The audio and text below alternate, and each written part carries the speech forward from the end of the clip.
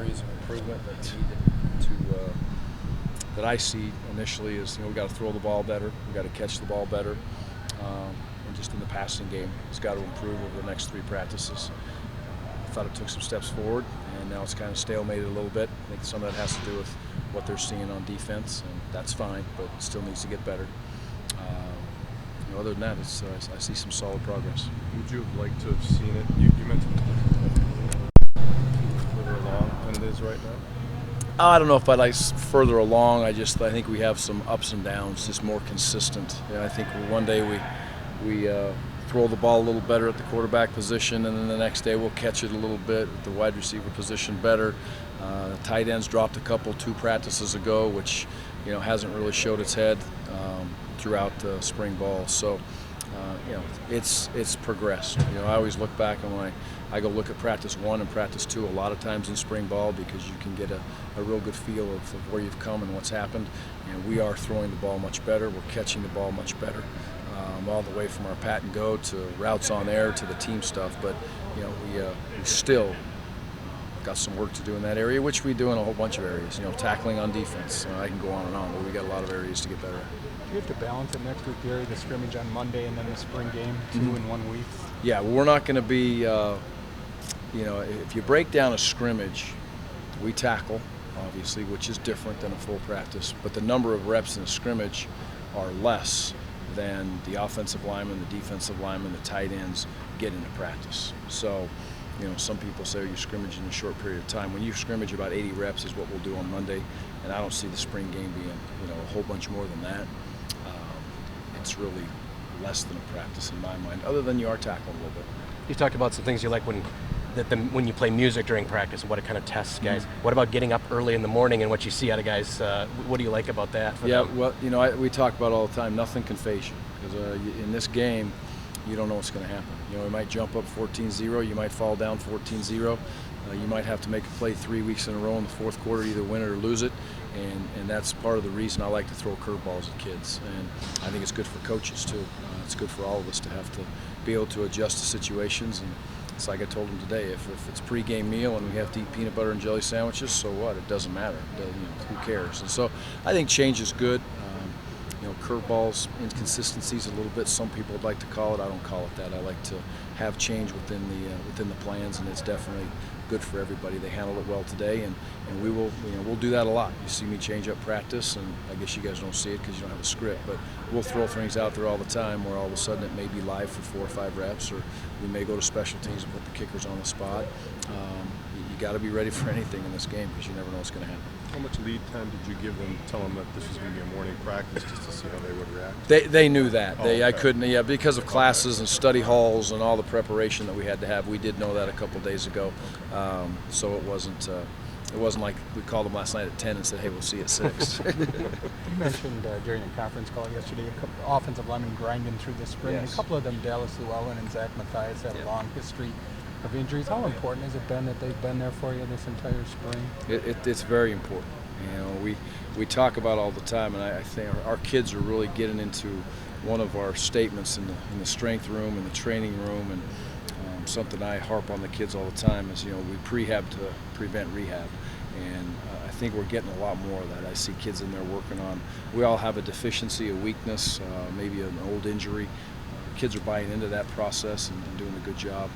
But those kids are taking care of their bodies, obviously. And I'm trying to do everything I can to keep the reps down. Today we went 18 periods, but we went fast. We still get as many reps as we're getting in some of the other practices, but they're still off their legs. But they have grinded through it mentally, physically. And when you're an older player, sometimes it's a little bit harder to look at it and say, how many reps do I have to take, or how many reps do I get to take? These guys are looking at that they get to take them, not that they have to take them, which is a credit to them.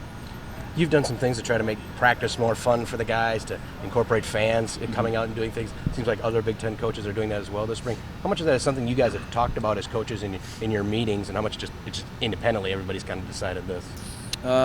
We haven't talked about it at all as Big Ten. It's something that we've done for a number of years, and I just believe in. Again, it's a football community. It's not a football group of 110 individuals. It's everybody. And I want people to be involved that want to be involved. So it's fun to be together and watch yourselves improve and go through the daily task of football. So, and it gives, again, our kids have a chance every single time they're around fans. It gives our kids a chance to get back and touch whatever. A little kid, who knows they're going to touch as they go through the day, and that matters to me a lot. You like to see those things when like the video goes viral of the guys doing the dance-off competition and it makes ESPN and all that? Yeah, it's good. Yeah, publicity is a very positive thing, and I didn't know it this morning, but Mac walked in and asked him how he's doing. He said he's doing tremendous today, Coach. I was on top 10 ESPN top 10 plays. Where I was like, what? But it was that stuff is fun. Again, it's fun for the kids. I think it brings energy and excitement, and you get out there for recruiting. And if I'm a player, I want to have fun playing football, and I think it also helps in the recruiting side of things. You mentioned Schobert the other day. Yep. And in this defense, I don't know if he played safety in high school. Yeah. And where you have him, will his flexibility as playing DB in high school and linebacker here, can he flourish in that role? I think, what is it, 12 practices into first spring ball, yes. He has, sometimes football's easy for kids in certain positions, and there's things that they just do that are very comfortable and they're natural. His body is still growing and developing, but what we call the F-backer is it's kind of a glorified rolled down safety who has to be on the line of scrimmage at times. He has to be out in space. So it's a special technique and a special young man that has to get there, has to be very versatile. He's handled it well. And, right now he's running with the ones, and deservedly so at this point. And he comes to work every day, and I think mentally he has done a nice job of spending the extra time to adjust to the scheme. The fact that the spring game won't be an actual game, do you expect that to affect the interest? Yeah, I'm glad you asked me that question, because it's really it's going to be very game-like. It's just offense versus defense, but there's going to be a run of clock. There's full officials. There's first downs. There's a scoring system for the offense and for the defense. And in my opinion, we did really the same script a year ago, and it's really more exciting because there's more points. The defense can score by getting a TFL. They can score with a sack. There's numerous ways that a 3-and-out defense gets points, and obviously the offense scores in more traditional ways. But big plays, both teams score. So I really think the fans are going to like it at the end, and it'll be more intriguing than a watered-down spring game where people are just kind of not really playing all the time. So I think it'll be very entertaining. The kids will be excited about it, and if that's out there, that it's not going to be. It's just a scrimmage. It's not a scrimmage. It's much more than a scrimmage. It's got a true feel of the spring game. How's Brett Arnold holding up in his first season playing football in 3 years? I think very well. Again, I remember the day he walked into my office and, Coach, you want to play? And I immediately walked into Strickland's office. I'm like, Ben, okay, now what's going on here?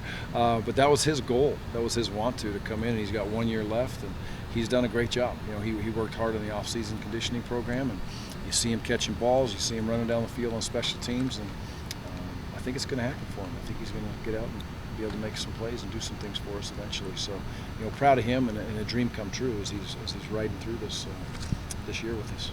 Gary, a bunch of the guys said you like to reach out to them, whether it's a quick phone call or stops in your office. Do you set aside a certain length of time every day to do that, or how much time do you spend doing that? After practice, I like to go through the locker room and just spend 15 minutes in there just walking through, seeing kids, walk through the training room. But I don't really, during the day, I don't set a specific time, but as thoughts go through my mind at night, and sitting there on the couch rubbing a Great Dane's head or running around the house, and if I think of a kid, I'll shoot them a quick text and just ask them how they're doing. Especially if I know that there's something important or an event, I try to never miss a birthday. That's important to me, and I think I got them all on my phone now, but we'll see how it goes. So, it's just little touches here and there. I think it's important.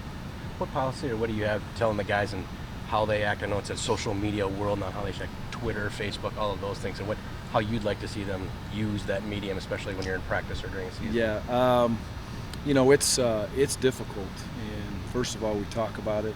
I think that within all the sports information, we give them great information, and they're educated down those lines as far as expectations. But it's easy to make a mistake. And the other thing I try to do is reach out to them and let them know examples of another young man or young lady in college athletics that may make a mistake with a statement on Twitter, and because it's so easy to do. I mean, you can push the button and be like, oh, bad idea. So education is big. I expect them to, represent the University of Wisconsin and their families very well. And a simple statement for me that I make to them, whoever's important in their life, grandma, grandpa, coach, mom, dad, is going to receive that text in the next 2 seconds. Are you proud of it? Same thing, are you going to post it on Facebook? Are they going to feel good about you, as a son, a daughter, whatever they may be to you when that goes through? That's how we look at it. On that spectrum, is there a level of concern if somebody tweets out like one of your players did a picture of himself with a gun and wearing a Badger warm-up? Is that fall in that mistake too far? Yeah, there was some education there. You know what I mean? A lot of that goes back, and we can open up a whole can of worms. But if we see a kid get into a gray area or make a mistake, we definitely educate them, and we sit down and we talk about it and try to be, very proactive. David, what did Danny and Bart need to do over the next week and over the summer to kind of get back into kind of where Joel and Kurt are right now? What's the big thing they need to work on? Well, consistency in running the offense, and that's key. And the next thing that people say is, well, how can you be consistent when you don't get the reps? And there's an evaluation that takes place, and we took those with splitting those reps up, and for the first 6 days, and then we kind of, after spring break, we kind of filtered into the two guys getting most of the reps, and their ability to keep battling, keep understanding. Don't count your reps, make your reps count. You'll hear me say that all the time, and that's it's a big part of it. But it's football. Not everybody's going to be happy at the end of the day. Those two kids are competing. They seem to have a good attitude, and the quarterback's got to be able to lead the team.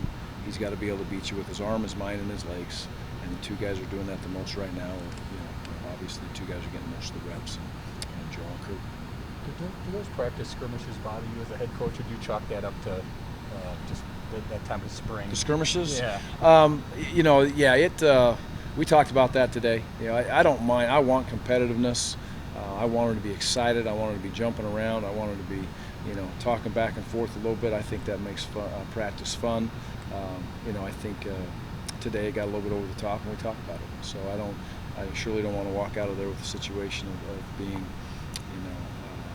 any type of an injury in those situations. Number one, I think that if you're going past the line of a penalty in the game or getting yourself thrown out of a game, then I think we're not in a very good spot. And that's exactly what I told them after practice. And I appreciate their effort.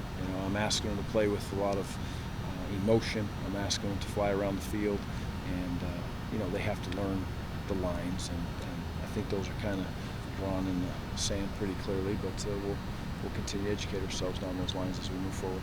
You ever have a kid get hurt in one of those things, like taking a swing at somebody with a helmet on? If a swing on is stupid, that's crazy. That's not a good thing to do, and that's, again, you get kicked out of a game in this situation. So that that's unacceptable. And if the kid gets to that point, it happens quite a bit, and I'm sure throughout the country as you go through. But discipline's a big part of it, and I want emotion, I want excitement. But if I ever have a kid get hurt in that situation, not that I can remember, but I don't expect that to happen either. And I think we'll be in a good spot there as we move forward. Anything else? Thank you. Okay, thanks guys. Appreciate it.